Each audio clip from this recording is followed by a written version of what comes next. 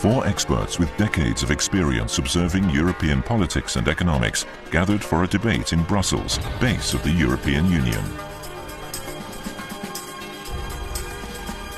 Professor Patrick Minford of Cardiff Business School, Cardiff University, served as an advisor to the Treasury of former British Prime Minister Margaret Thatcher. He is a firm believer in the notion that the UK could prosper outside the EU. British people feel, well, this wasn't quite what we wanted. We don't want to be ruled by this superstate. German national Fabian Zulig is chief economist of Belgium-based think tank, the European Policy Centre. He stresses the importance of unity for Europe's continued development and points out the flaws in the argument of the Leave campaign. When I look at where we are globally, where we are with the kind of challenges which the EU faces, both internal challenges and external challenges, I cannot believe that fragmentation and isolation can be the right answer to that. Philip Gordon is a senior fellow at the US Council on Foreign Relations and previously served as a special assistant to President Barack Obama. He gives the US perspective on Brexit and the possible political disarray in Europe. The last thing America needs from Europe is disintegration. We need a partner and actually a transatlantic community. Dominique Moissy is a senior advisor at the French Institute of International Relations. He contends that the importance of Europe cannot be adequately expressed simply in economic terms. The European Union is much, much more than trade. It is a community of value. It is a model of reconciliation. Moderator Kauri Nagao is chief of NHK's Brussels Bureau and has been following the economy and politics of Europe for many years. So this evening we are delighted to tackle this, one of the hottest topics in Europe these days is Brexit. So on 23rd of June we're going to have observed the decision by the British people that whether they're going to stay or leave the EU. So depending on the outcome, the EU may lose, for the first time in its history, one of its members. So we're going to tackle this issue with all these various opinions from experts like you, four panelists, and I want to have a very intensive discussion on this topic. Professor Minford, why the many British people are standing against Brussels, and why do you think Britain should leave the EU? British people feel that they don't really have any say in how they're governed anymore.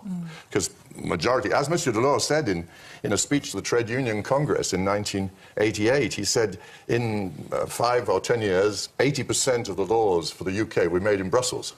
British people feel, well, this wasn't quite what we wanted. We don't want to be ruled by this superstate.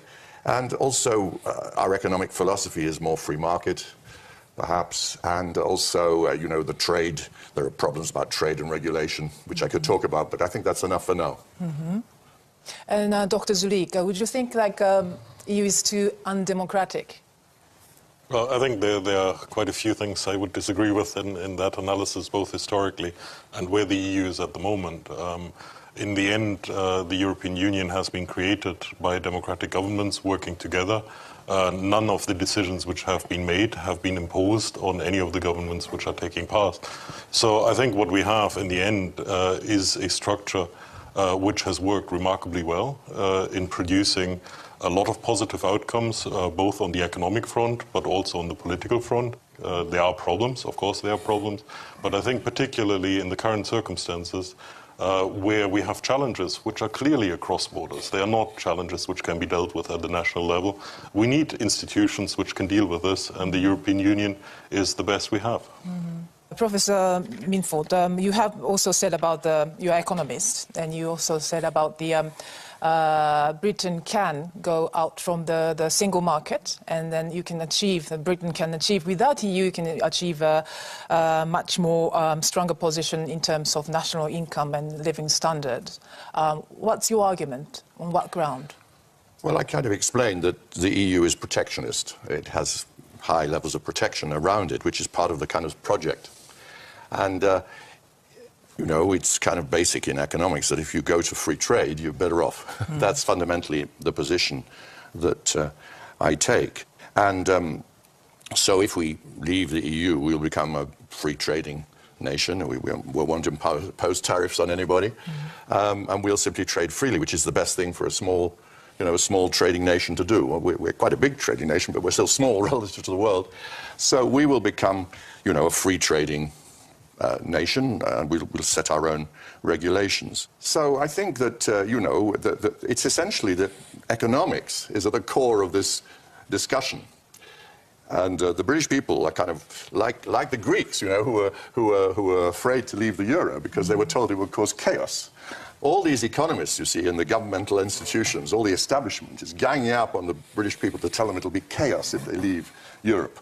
And that's the main argument they're using. This is a lie, in my opinion, but explaining to people just why it's a lie when they're not really economically literate is quite a problem. Mm-hmm. What would you think, Dr. Zeliga, about this assessment that economically Britain will be well off without EU?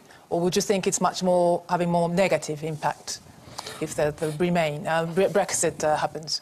Well, I think there are big differences of opinion.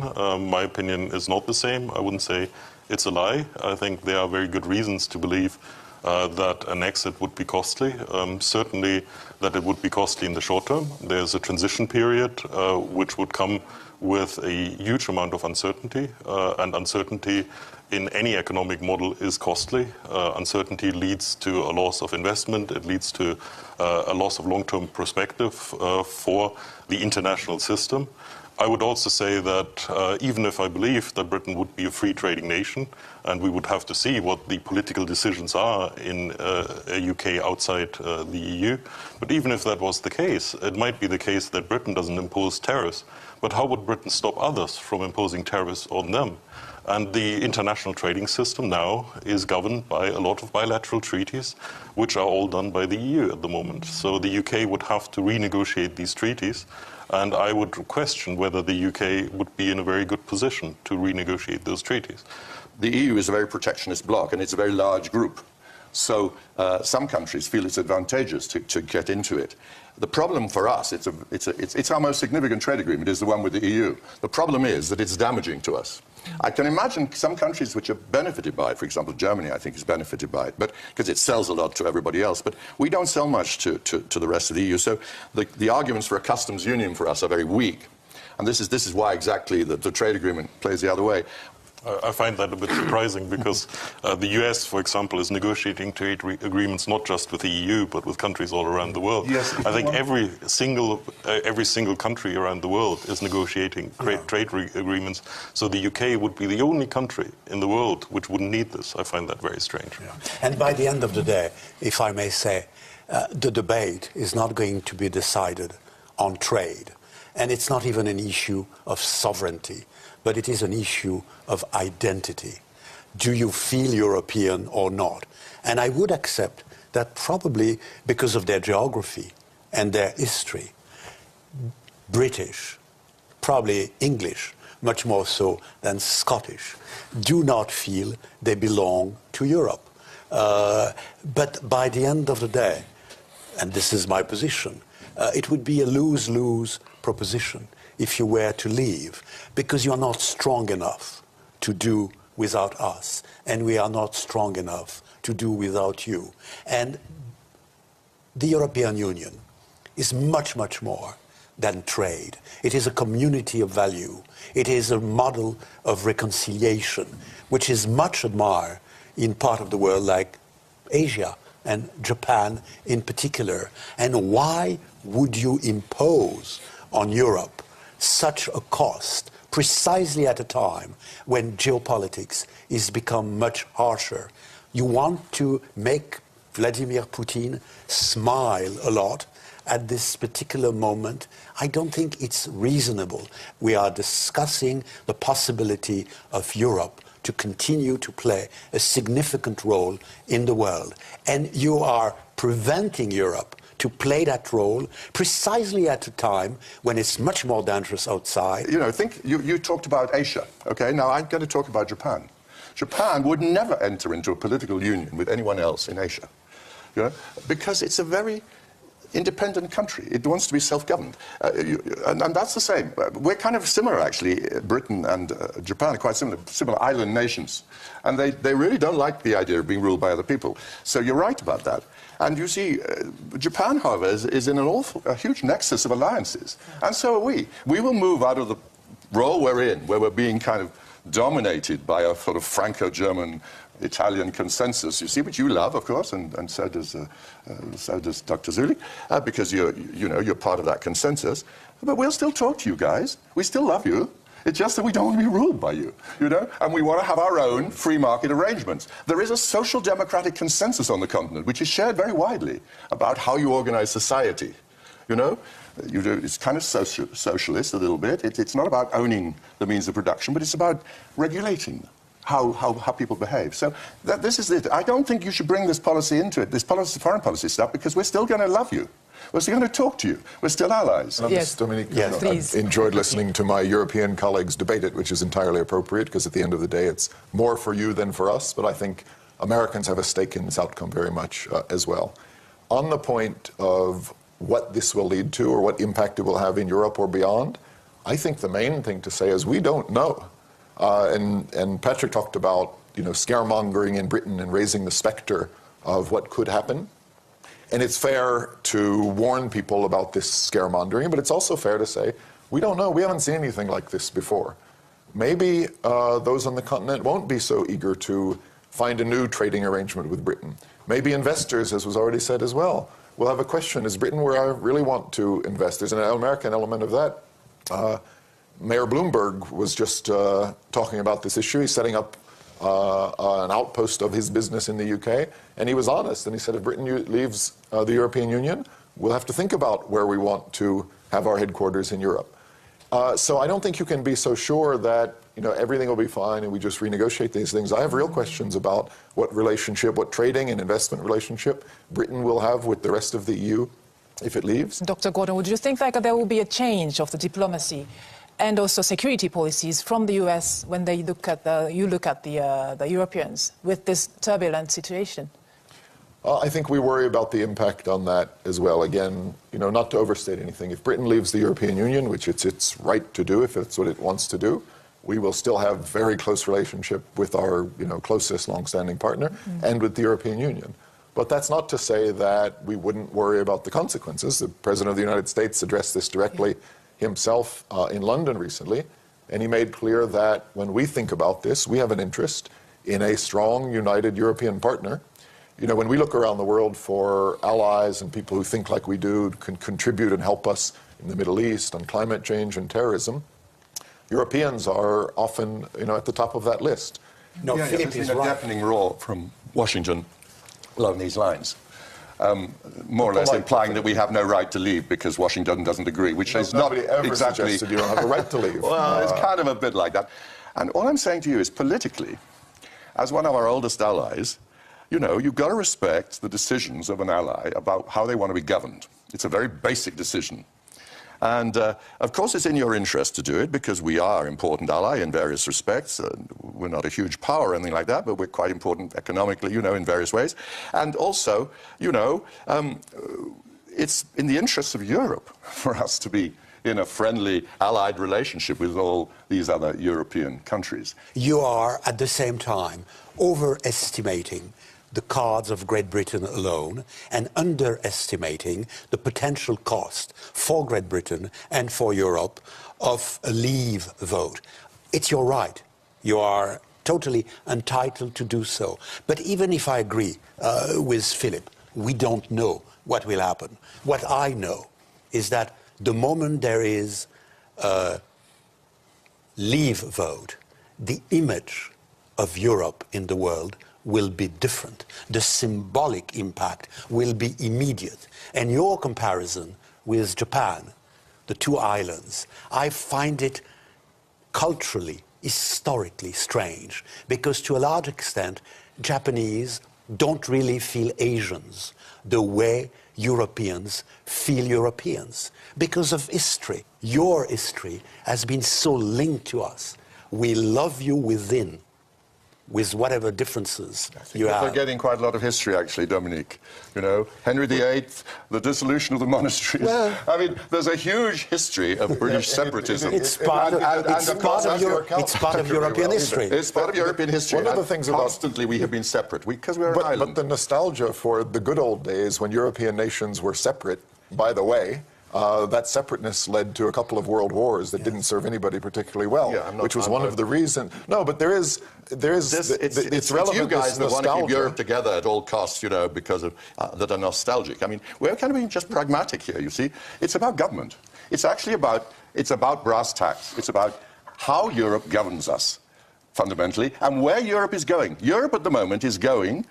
As you know, has been pointed out by Fabian, it's going towards a very concerted effort at union in order to deal with the disasters of the euro. And don't pretend Europe has been successful. Europe has been economically one of the most unsuccessful groups of nations for the last 20 years that you could find in the world economy. It's been a disaster area, and in the last 5, it has wrecked several southern European economies through this Euro project. And so I understand you guys want to have union and a state and common taxes, you were saying earlier, and all this sort of thing. This will make things really difficult for us because we never voted for that. I've never seen in history such a failing union that has attracted so many people on its soil.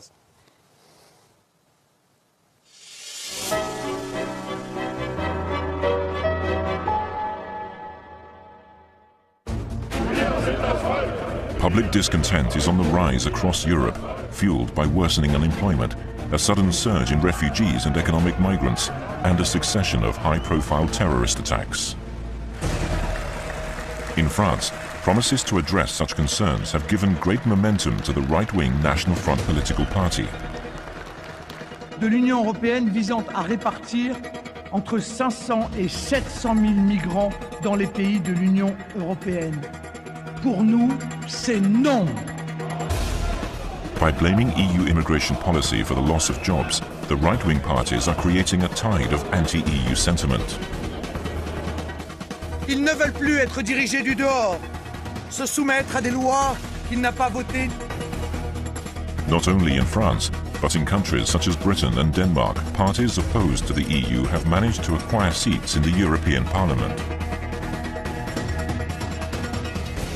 The EU was founded on the idea of a united Europe, but what we see now is a community that is increasingly divided. What we see from the BREXIT UK referendum, we see clear divisions. I want to go to the movement or the rise of populism within Europe. This is one of the big issues nowadays in Europe. And Professor Moisey, you have been having a lot of articles and writes a lot about this concerns about the rise of populism. And would you see that one of the examples, like this UK referendum, do you see the danger or the risk of rising nationalist populism? Yes, but you have to understand the roots of the rise of populism. There is an anti-elite feeling that is absolutely clear, I would say, from Europe to the United States. We are in the same boat from that standpoint. A sense of growing inequality between those who have and those who have not. It exists in Europe. I think it exists in the United States. You've seen in the United States relatively strong growth, relatively low unemployment, but 80% of the Americans are actually poorer today than they were in 2007. They have not yet come back to where they were. And in Europe, it's worse in global terms. Beyond the rejection of elites, beyond the personal feeling of having lost in the process of time, you have also the rejection of politics and politicians, which is part of the crisis of the elite, but which is very strong. And you see the rise of strong men, big voice, from Donald Trump in the United States to Marine Le Pen strong men in France, including Mr. Farage in the United Kingdom, and now Boris Johnson aligning himself on that category of people. And of course, all of this plays against Europe, because in the members of the European Union, this is used by those who are rejecting the system. And I would say that what made the difference in the last few months, years, has been, of course, a culture of fear, accelerated by the coming of refugees. But the coming of refugees is the last element. It does not create fear. It plays on fear that already existed. And this is where populism is leading us. We used to be a model of democracy for the world, and we unfortunately are playing dangerously with those ideas. What will Austria being clearly a case in point. Would that actually stop the movement for ever closer union principle or the further integration of Europe then? Well, initially, I used to say that there were 4 potential divorces within Europe, between Northern Europe succeeding and Southern Europe failing economically, between Western Europe and Eastern Europe, the second being lighter on fundamental democratic values. There is a divorce of situation, which I describe, between my country, France, and Germany, the feeling that we no longer play in the same league, and there is a potential forced divorce. And we all know about it on June 24th, and that is between Great Britain and the European Union. But the rise of populism all over Europe is, of course, a force encouraging those various divorce and this process of fragmentation. Let's be a little careful, because what you're doing is you're saying anybody that disagrees with the elite in Europe is a populist. No. And this is what we've got in the UK. The Financial Times and The Economist, which are great pro-EU organs, they constantly refer to Brexit as a populist movement. Now, of course, there is an element of what you're talking about in the Brexit group. I mean, there are people who are very concerned about immigration and have been neglected by the elite. You know, the elite like to have cheap foreign labor. The people who don't like it are the people where they settle. You know, whose jobs they take and whose hospital beds they take and whose education they take. Of course, the elite says, oh, it's populist to worry about these people. And so they get upset, as you rightly said. They get upset because they feel they're not getting fairly treated. And it's a legitimate view of people, you know. If you neglect people and you don't compensate them, they're going to object. It's part of the democratic process, actually. And it's very convenient for the European elite, of which you're a very distinguished member, Dominique, to say, oh, it's all very populist, you know, à bas les populistes. But you've got to be a bit careful. There is a huge amount of belief of what the European Union does. I think even in terms of the wording, if I hear things like the elite is ruling Europe, this is entirely nonsense. This is not how the European Union works. This is a system where democratic states have come together and have agreed common laws. These have been agreed by all the countries involved. This is not some kind of super state which is imposing things. I do not believe that at the moment we are moving closer to an ever closer union. I think we should be, but that is not the trajectory we are on at the moment, in part because of all this fragmentation we have within the European Union. But this is part of a democratic process where we are discussing things at the European level, and I would not follow this caricature of some kind of super state which is trying to dominate the lives of people in Europe. This has never been the purpose of the European Union, and I don't see anyone who buys into that at the moment. And Dr. Gordon, yes, I want to know about the situation in the United States, with this quite huge popularities of Mr. Donald Trump. Would you see the similarities then? There are absolutely similarities. Let me say 2 things. First, on the origins of the populism, and then Trump and what's happening in the US. They're related. I just wanted to say, I think Patrick makes an entirely legitimate point about the costs and consequences of openness and globalization. At the same time, critics of globalization and openness should acknowledge that it has vastly made their countries more prosperous. And the reflexive notion that you sometimes hear in the sort of populist circles, if you will, or anti-EU or whatever you want to call it, that immigrants are taking jobs and trade are repressing wages, overlooks that in almost all of those cases, they also make the country vastly richer. Immigrants are coming, they are actually doing jobs, they are producing things and keeping prices of things lower, prices that would be much higher for many of the very people that are complaining. They're paying taxes because they're coming as workers and contributing. So it's a legitimate debate. It's a legitimate debate for economists, but it is, I think, dangerous to want to shut all of that out. I mean, we talk about nostalgia and go back to some alleged glory days when you didn't have to deal with cheap imports or immigrants, when also your country was notably poorer. I think a lot of Americans thought that this trend was happening in Europe, but we were not so susceptible to it. And in our election this year, we're realizing that a lot of Americans feel the same way. This resentment of many of the same things, trade, immigration. In the US, it plays out. There is a lot of populist anger at Mexicans for allegedly stealing jobs. People see immigration and they say they're taking the jobs that we would have.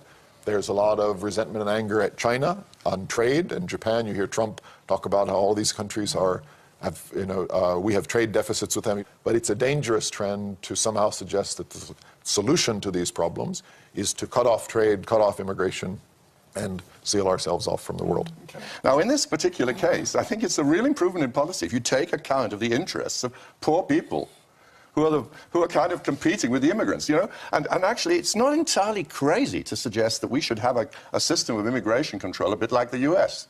I mean, you guys have it. Why shouldn't we? Why have we got to let in anybody from the EU who's unskilled without any let or hindrance when they really upset a large segment of our opinion? And they don't give us much. They don't give us any economic gain either. So you want to keep the million Brits who are working and prospering by working in the European Union, but just shut out the Europeans who would go work in Britain? No one's talking about shutting anybody out, you see. What people are talking about, having a sane immigration system like you have. Now, if I were to say to the Americans, you just, by the way, just open up your borders, to anybody who's on your neighbor. We accept vastly more immigrants into our economy legally. We accept an awful lot, by the way, in the UK. Listen, an awful lot. And there's no one's talking about cutting it off. They're talking about rebalancing it and in terms of a green card system. So don't let's talk about this as being a terrible, frightful, sort of populist uprising by people who are completely unreasonable. It's a perfectly reasonable demand by any country that there be some control of the immigration, and that it be balanced towards skill shortages and such like. I mean, Australia does it, New Zealand does it, the US does it. The list is endless.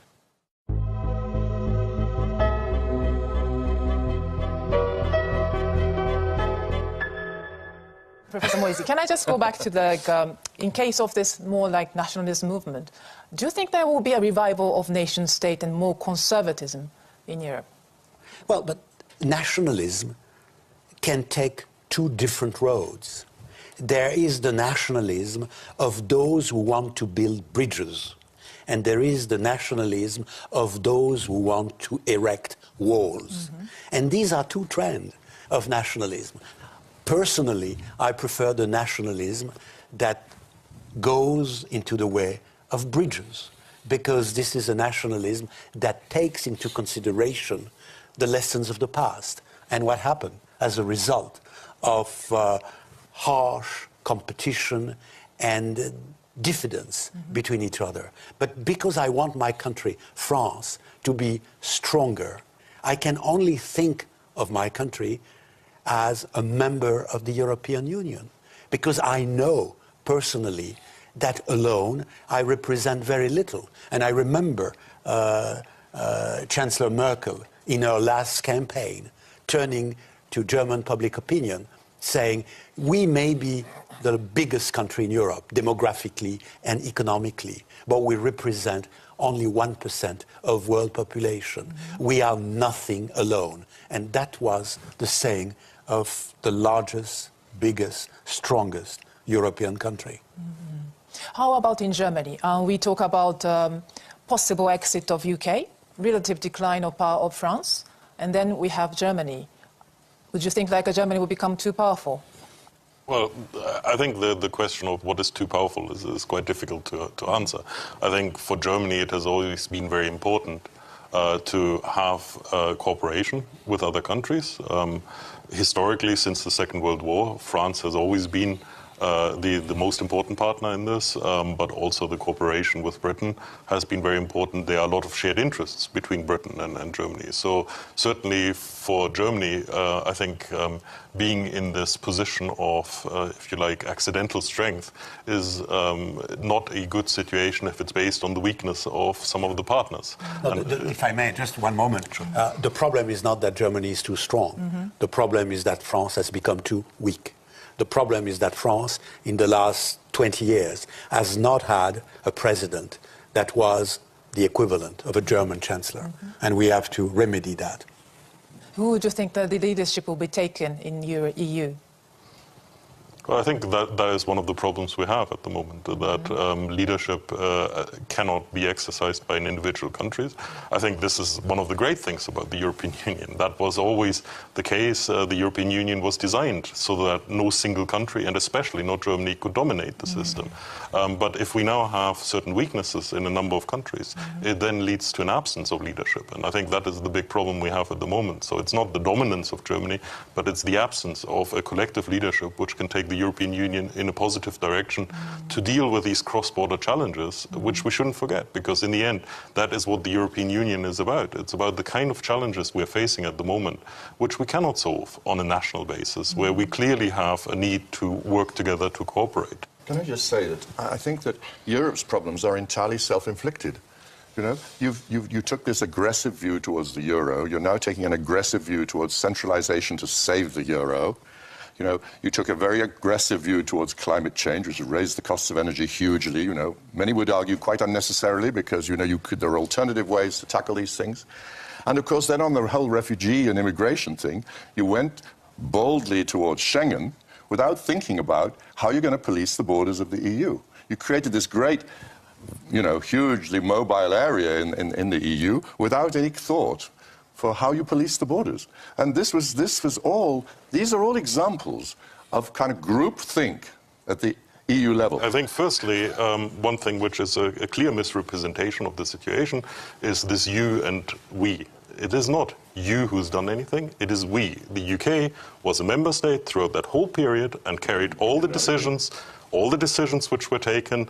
Every treaty had to be unanimous. This is not something which the UK... But you know, probably we opted out of the euro because we totally disagreed with it. We and argued strongly against it. That was the choice, so I don't see how the UK was not involved in the decision. And it was proved to be. I think the second point, which I absolutely don't recognize, is this idea that the European Union is on a path somewhere where it has imposed something on all the member states, where it has been unsuccessful for now 30 years. I think we actually have achieved a huge amount during that period. I'm not saying that everything which has happened during that period has been positive, but for example, one of the things which has been completely passed over is the integration of the Central and Eastern European countries within the European Union. Which was a massive project, which was a very difficult one to deal with.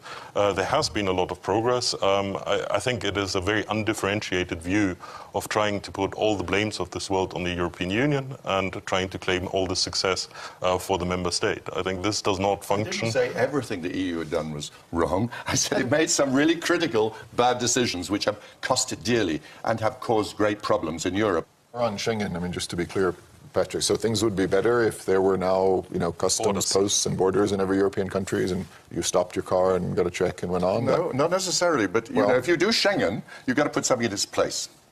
And this is what the Syrian conflict has shown up, that the borders to Europe are totally porous, you know? So they did Schengen, there was nothing put in its place, okay? So this is typical European thinking. You know, they do stuff and then hope that something will turn up. I had a debate with a German politician about the euro at a conference in Königswinter, and I said, you know, this is the time they were thinking of bringing in the euro, and I said, look, you're going to have a lot of economic problems if you go to a single currency without the necessary accompaniments. And he said, good, because that means we'll be forced to build Europe. Now, that sort of thinking is really risky with a big body of nations, and that risk has come really badly unstuck. Yeah. That's the point. Yeah, That's the point I'm making. No, and I think Schengen, again, a bold vision, but none of the nuts and bolts put in place. This is very typical of European thinking. Yeah. They don't put the nuts and bolts in place in a sort of Anglo-Saxon way, that, you know, nuts and bolts are important to make policies work. They have these bold visions and just assume that everything will work out fine. Well, I think you have to go back to the origins of the euro and not forget that the euro was, above all, at the start, a political project. It was a vision of Chancellor Kohl in particular saying, I'm the last chancellor that can make Europe, and because I've known World War II. And he was in a dialogue with François Mitterrand, who had also experienced the war in a much more ambivalent way. And those two men, in particular, Chancellor Kohl, played an immense role by saying, thanks to the euro, and I'm giving up the most important element of German identity, the Dutch mark, for the sake of Europe. He did it, and he did it, I think, by the end of the day, for the right reasons, with the right results. I think your remarks just illustrate the irresponsibility of European policy. That Kohl and Mitterrand went ahead with a political project and played with fire economically. And because the fire economically is what destroys people's confidence in the project. And, you know, it's quite clear that you set Southern Europe on fire. And, you know, you didn't put it out. And all of this because Chancellor Kohl and Mr. Mitterrand, you know, President Mitterrand, had this kind of emotional view about using economics to create political union.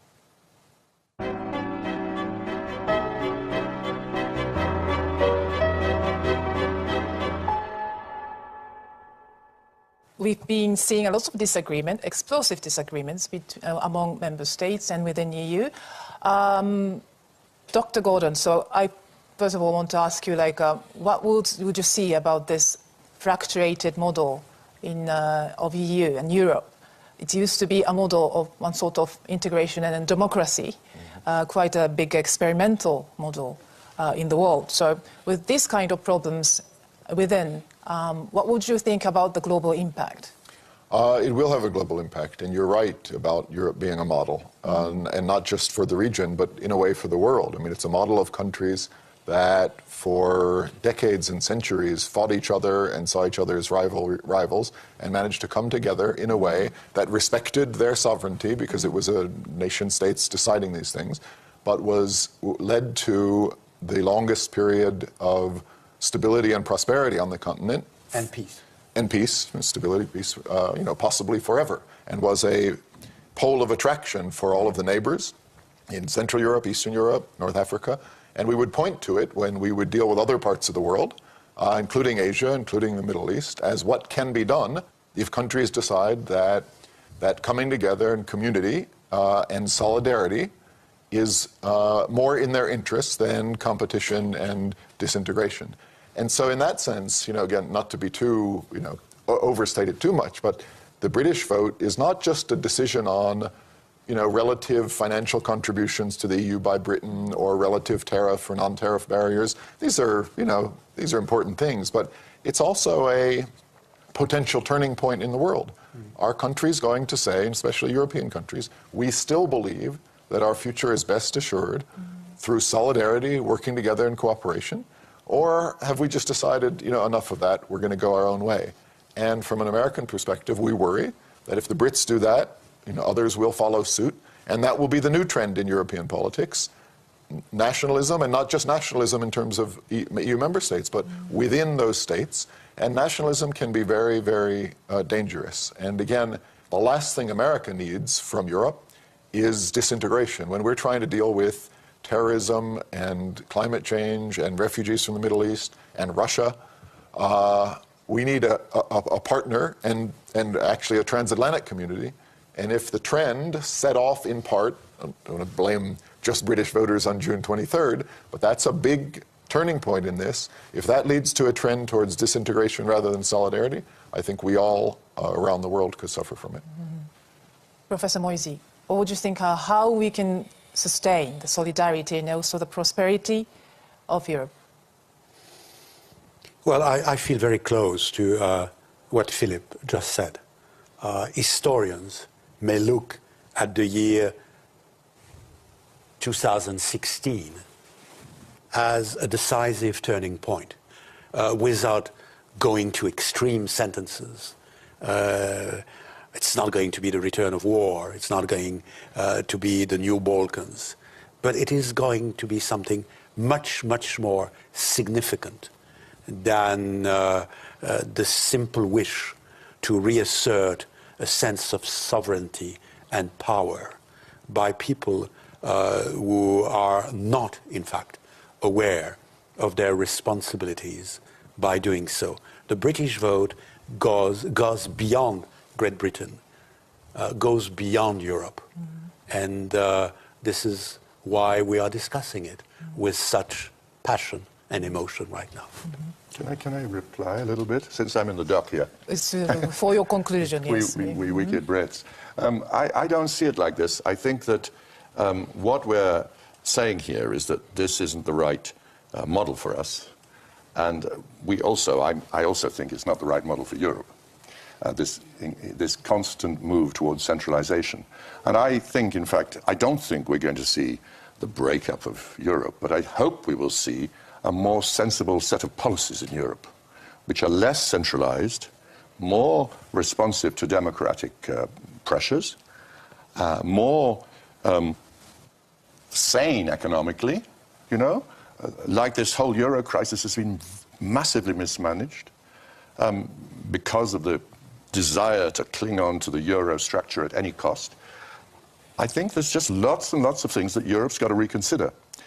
There's got to be more free markets, there's got to be abandonment of protectionism, there's got to be much more concern for unemployment, which is massively high in France, in Spain, in all over southern Europe, because of really bad economic policies, you know? There needs to be an injection of serious free market thinking into Europe, and maybe by leaving we'll bring you guys to your senses and you'll actually produce some sensible economic policies, and I hope you do. Zulik, your conclusion to sustain the path for Europe, how would you say? Well, I think the first thing to say is that I would still expect that on the 23rd of June, the British people will actually vote to stay in. So in that sense, some of the debate we've had, we probably will not have. I think it is also true, without any doubt, that the European Union has made collectively mistakes in the past, which has involved all the member states which are in the European Union. And certainly it's not an ideal model, and we could discuss a lot of things where we can say the European Union should change. I think we would find that in many areas there are also disagreements about the direction. The free market model is probably not something which is shared by everybody, not even within the UK. So I think that is a debate we should have. But I think in the current situation, when I look at where we are, globally, where we are with the kind of challenges which the EU faces, both internal challenges and external challenges, I cannot believe that fragmentation and isolation can be the right answer to that. I think that defies logic. I think in the end, we need to deal with these challenges together.